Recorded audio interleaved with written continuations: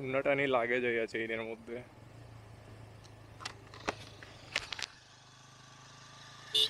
চাচা, উন্নাটা টান দিয়ে দেবেন, লাগবো চাকার মধ্যে, উন্নাটা লাগবো, টান দিয়ে বসেন।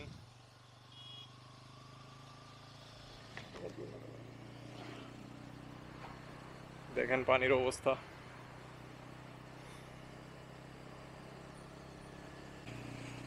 মাঝে মধ্যে সুযোগ পাইলে দুই একটা ভালো কাজ করার চেষ্টা করি, আর সব সময় তো সুযোগ হয় না। চলার পথে যদি সম্ভব হয় দুই একটা ভালো কাজ করার চেষ্টা করবেন, নিজের কাছেও ভালো লাগে, আপনি একটা আত্মতৃপ্তি পাবেন। কিন্তু একটা কথাই আছে যে উপকারীকে বাঘে খায়, যার কারণে উপকার করা আসলে বাদ দিয়ে দিছি ভাই।